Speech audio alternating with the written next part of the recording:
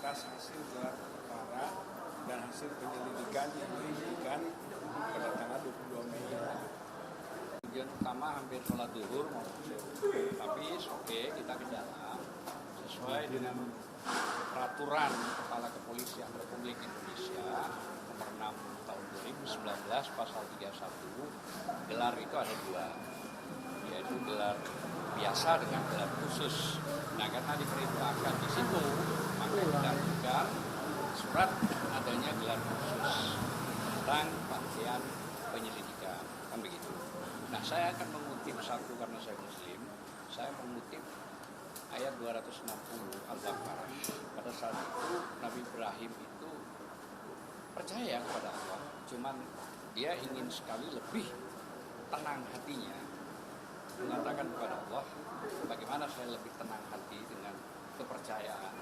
Katanya Allah, ambillah 4 burung cincang, begitu mati ke 4 burung tersebut, taruhlah di 4 bukit. Setelah itu nggak lama kembali lagi. Akhirnya apa kata Nabi Ibrahim? Saya merasa tenang karena ada bukti yang kuat. Nah, rakyat ini butuh ketenangan dalam konteks ini.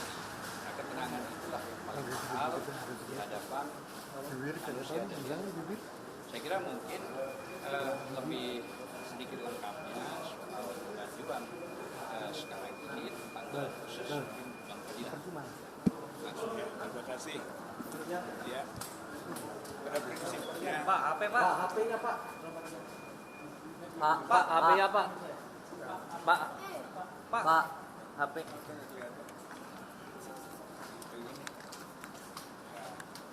ya sesuai dengan yang sudah disampaikan bahwa kita datang ke sini ke Karo Wasidik sebagai atasan penyidik untuk melakukan desakan gelar perkara khusus yang mana tadi disebutkan di dalam Perkap 6 2019. Maka di sana kita tuangkan poin-poin keberatan atas hasil gelar perkara dan hasil penyelidikan yang diberikan pada tanggal 22 Mei.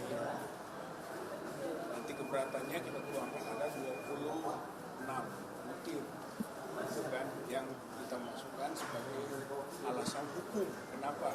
Kedua, keberatan kan, atas penghentian penyelidikan yang dilakukan oleh pihak Baris Krim. Tapi tentu tidak semuanya yang bisa saya sampaikan. Kita ringkas saja dari 26 itu mungkin 7 poin lah ya yang penting. Yang pertama adalah bahwa surat ke Karo Wasidik ini ditembuskan ke Presiden. Kita tembuskan juga ke pimpinan DPR RI.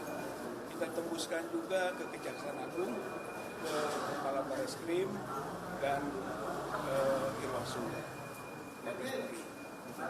Jadi ini ditembuskan. Nanti kita harapkan bukan hanya Karo Wasidik yang tahu, tapi seluruh elemen yang bisa menentukan dan membantu proses kejujuran, keadilan, kebenaran dalam mengungkap dugaan ijazah palsu Jokowi. Untuk itu, maka pertama adalah bahwa penghentian penyidikan dan gelar perkara yang lalu yang dilakukan oleh Baris Krim itu cacat hukum. Kenapa? Karena tidak menghadirkan pelapor dan yang namanya gelar perkara itu dimulai dengan proses pencarian bukti, kemudian menginformasikan hasil pencarian, kemudian pendapat dari pelapor dan terlapor, kemudian juga pandangan ahli ataupun pihak-pihak yang ikut dalam proses gelar perkara. Tapi ini tidak, pelapor tidak diundang, terlapor tidak diundang. Jadi internal sekali. Padahal keputusannya itu sangat menentukan, yang disebut penghentian penyelidikan, bahkan menentukan tidak ada unsur pidana. Saya kira itu adalah keputusan yang sangat fundamental dan itu harus dalam gelar perkara yang dihadiri oleh pelapor maupun terlapor. Saya kira ini faktor pertama. Kita menilainya ini cacat hukum.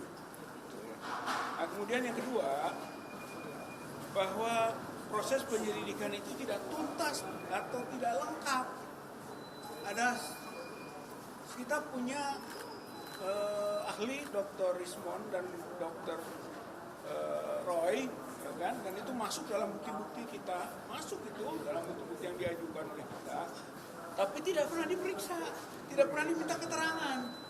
Pasti tidak lengkap itu hasil penyelidikan secara keseluruhan. Satu. Yang kedua, tidak meminta keterangan Kasmujo dan tidak meminta keterangan Pratikno, gitu kan? Kedua, dua tokoh ini di samping krusial juga telah diduga ikut serta dalam proses yang kemudian kita duga ijazah palsu Joko Widodo itu. Ya, sayang itu tidak juga minta keterangan. Saya kira itu tidak lengkap jadinya. Yang ketiga adalah tidak diminta keterangannya Aida Granduri, putri dari Profesor Ahmad Sumitro yang waktu itu dekan Fakultas Kehutanan. Dia sendiri adalah alumnus Fakultas Kehutanan. Bukan Sumitro. Dia membuat surat gitu kan, bukti ini tanda tangan yang benar Profesor Dr. Insinyur Ahmad Sumitro. Gitu. Kemudian namanya Su bukan SOE. Nah, itu diajukan oleh kita ke Barisskrim dan itu menentukan sebab lembar pengesahannya skripsi Pak Joko Widodo itu tanda tangannya beda gitu, dengan tanda tangan Sumitro, dan itulah yang diajukan oleh Aida Granduri. Oleh karena itu Aida Granduri harusnya diminta keterangan itu untuk sampai lengkap tuntasnya proses penyelidikan, dan itu tidak dilakukan. Maka ini kita sebut alasan kedua, tidak tuntas, tidak lengkap proses penyelidikan. Di samping yang pertama cacat hukum. Yang ketiga adalah tendensius dan menyesatkan. Kenapa begitu? Itu kan menentukan identik, non-identik. Gitu kan. Tapi ternyata disebut bahwa ijazah Pak Joko Widodo asli. Kalau asli otentik, bukan identik. Gitu. Oleh karena itu kita sebut ini ada penyesatan.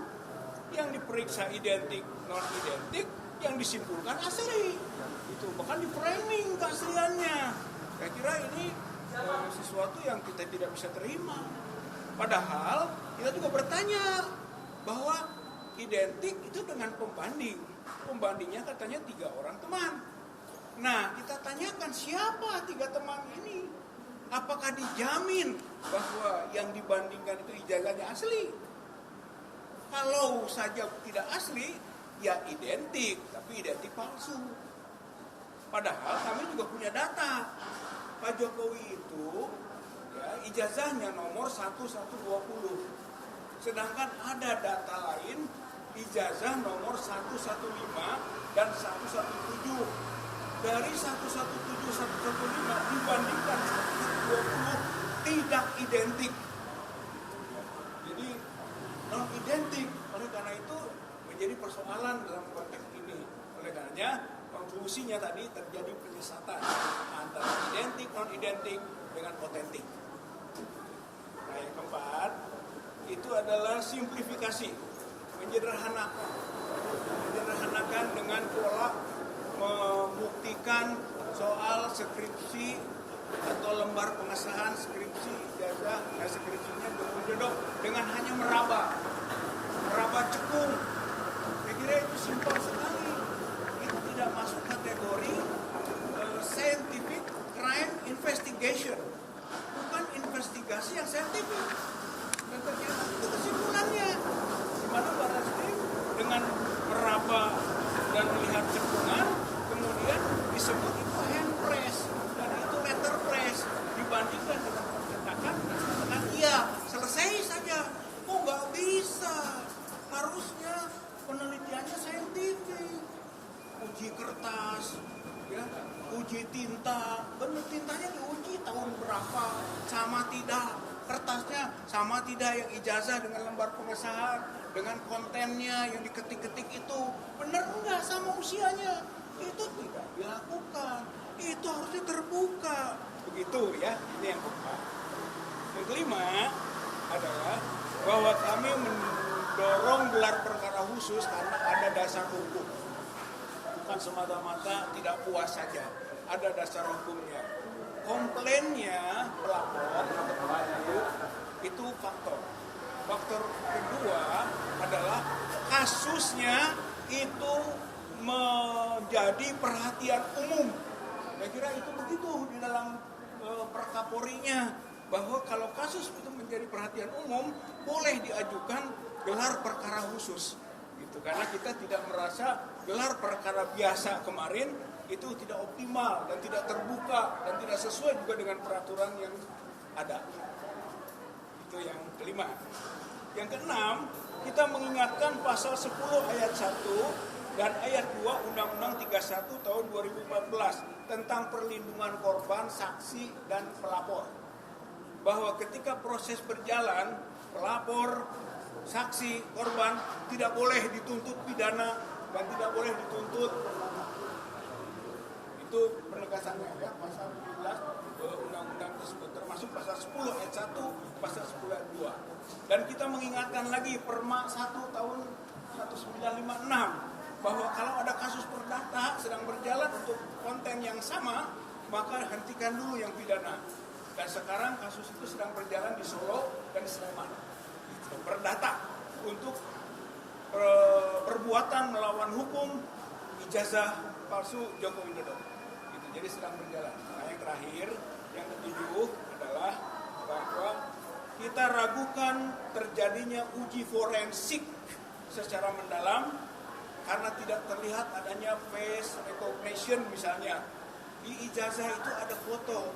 Semua meragukan itu foto Pak Jokowi, bukan. Harusnya ada uji face recognition.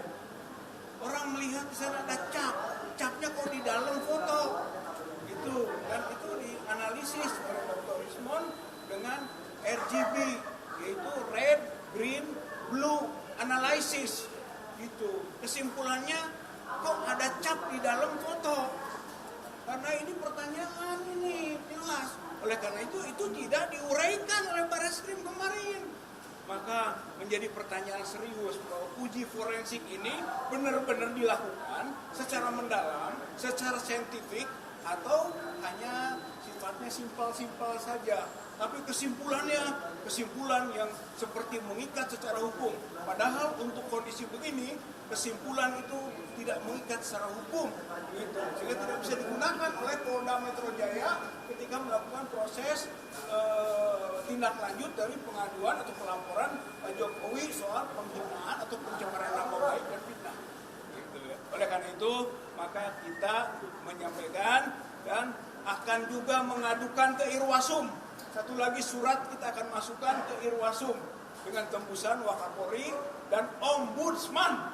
Itu. Jadi insya Allah TPUA akan bergerak terus dan belum bisa menyatakan menerima bahwa ini selesai gitu dengan pernyataan Barreskrim ataupun Dirpidum kemarin tanggal 22 Mei 2025. Saya kira itu penjelasan penegasan dari apa yang telah dilakukan. Sebentar ya. Ada 3 yang juga diperiksa dan juga dengan 13 lokasi yang sudah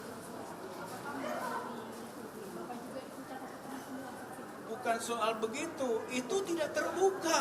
Harusnya dikonfirmasi kepada pihak-pihak yang ikut dalam gelar perkara, termasuk pelapor. Gitu, sehingga kami bisa menerima, oh iya bener loh, lokasi itu oh bener loh, gitu kan, tentang saksi itu, gitu kan, oh bener loh dokumen itu yang diujinya, kan begitu, itu fungsi gelar perkara, karena ini integrated criminal justice system, jadi yang terintegrasi adanya gelar perkara, itu fungsinya gelar perkara.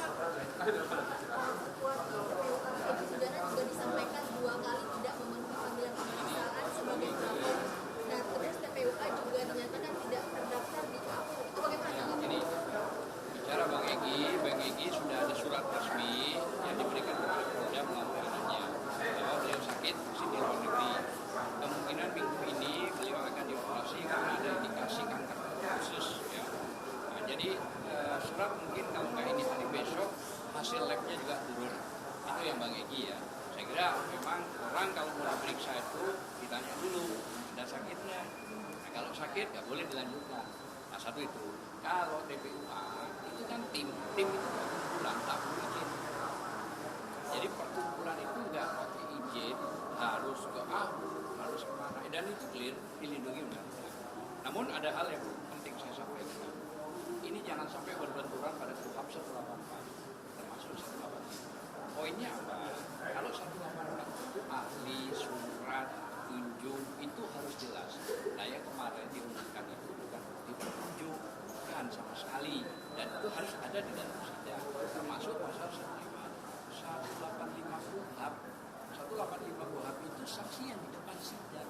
Nah itu dia yang dinyatakan sah secara makanya tadi sempat disimpulkan sudah, tapi ada satu hal yang paling penting bahwa begini, kalau kita bicara Pak SBY maupun Pak Jokowi ini pejabat negara, ada di putusan 105 MK PUU 22 tahun 2024 bahwa pejabat negara, korporasi maupun kelompok masyarakat boleh dikritik, maknanya tidak boleh melaporkan, kan begitu? Kan dia pejabat negara dong, digaji oleh rakyat, kan dia sekarang masuk di Kepres 30 diangkat menjadi pejabat tinggi dan antara dewas ya. Nah jadi makanya secara hukum harusnya tidak perlu begitu.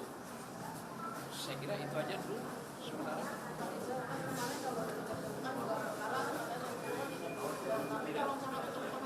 Tanya juga Kita dapat saya dapat karena dikirim ke kantor saya ya, dikirim ke kantor saya tadi malam, sudah saya dihubungi dan saya sudah kirim juga ke anaknya Pak Egy bahwa intinya ya tadi dihentikan penyelidikan, ada sudah clear, kalau surat itu clear dan tidak ada masalah. Namun yang menjadi masalah kenapa dihentikan penyelidikan padahal tanggal 9 Desember itu sekarang kan anggapan kurang lebih lah berjalan itu. Sedang Pak Jokowi melaporkan kapan, tahu seminggu sudah mulai ada klarifikasi undang-undang lebih cepat. Jadi ikrar before the law itu sudah tidak seimbang. Nah ini yang saya maksud, harusnya nggak adil itu seril gitu, maksud saya begitu. Jadi kenapa yang 6 bulan itu nggak jalan, tetap aja standarnya masih lumas gitu. Harusnya sudah ada SOP. Nah itu yang kami juga menanyakan dihentikan. Nah, makanya kami buat surat kan di sini ya. Karena buat surat tadi sudah dijelaskan 7 poin ya. 7 poin bahwa salah satunya tadi internal Polri ya di pasal 31 itu nomor 6 itu dijelaskan bahwa gelar ada 2, gelar biasa sama gelar khusus. Kita minta yang khusus. Artinya terbuka saja edukasi, ini tidak ada masalah. Dan saya kira satu hal lagi bahwa laporan itu disuratkan pada posisi baik dan fitnah. Yang mana ini fitnah? Jangan lagi meloncat untuk pasal yang jauh yang tidak karu-karuan, pasal 32, pasal 35 itu penjeratan yang targetnya ini padahal tidak masuk dalam konteks perkara ini. Nah itu yang terima kasih. Jadi 32, 35 itu adalah pasal untuk melakukan kriminalisasi. Kita di sini eksaminasi, tapi di Polda Metro Jaya itu kriminalisasi. Oleh karena itu yang tidak bisa juga kita terima itu, makanya dikritisi pemasukan pasal 32 dan 35 Undang-Undang ITE. Nah soal tadi yang saya bilang sedikit soal itu pendeskreditan ke TPUA itu nggak pantas diucapkan oleh seorang direktur tindak pidana umum Baris Krim. Dia tahu kita kan humas, pengaduan masyarakat. Selama masyarakat ada, mau berapapun jumlahnya, mau lembaganya apa saja, boleh. Kenapa mesti disinggung-singgung, tidak terdaftar di AHU? Ngerti nggak?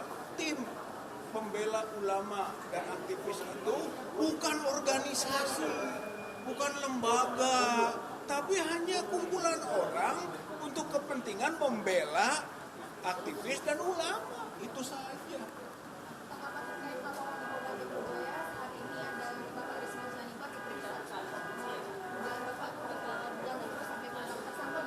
Ya, saya kira kalau memang fair itu nggak bisa gitu kan. Satu karena memang masalahnya juga belum tuntasnya status asli dan tidaknya mengenai ijazah Pak Jokowi dan skripsinya ya, kita harus paketkan itu karena skripsi yang palsu tidak mungkin punya ijazah asli gitu. Jadi dua-duanya itu belum ada kepastian. Jadi kepastiannya itu di pengadilan. Itu Putusan di pengadilan. putusan pengadilan menentukan asli tidak. Barreskrim itu tidak punya kompetensi untuk memutuskan asli dan tidak, makanya tidak bisa dijadikan landasan untuk proses di Polda Metro Jaya. Makanya tidak pas kalau dia menetapkan tersangka Dan dan pasalnya lagi, pasal tidak bisa menahan. Pasal 310, 311 itu pencemaran nama baik. Pasal fitnah tidak bisa menahan. Kalau mau ditarik ke ITE pasal 27 Tidak bisa juga. tidak bisa. Tapi kalau dipaksa masuk ke tadi pasal 32 berarti ada kriminalisasi pemaksaan. Itu kan pasal 32, 35 boleh dibuka. Itu kan merubah-rubah, ya kan? Gambar ini dirubah, dihapus dengan berbicara. Nah, itu tidak terjadi kepada siapapun. Gitu loh. Kalau saya tidak terjadi kepada siapapun bagaimana? Apalagi kalau panggilannya itu setahu saya ya, itu tanggal 26 Maret 2025. Lah kalau Rismon, Roy, Tifa, pakai di situ, nggak ada di situ. Nggak ada di situ. Artinya harusnya membuat spesifik. Tidak membuat tanggal-tanggal itu dimasukkan. Tapi intinya, kalau ini pencemaran nama baik 311, kalau mau dikaitkan ke pasal 27A atau 1 ya ITE itu pun juga nggak bisa. Artinya begini, kalau mau fair, ya udah proses hukum tidak apa-apa. Mari intelektual hukumnya kita jelaskan semua di dalam sidang. Itu aja lanjut.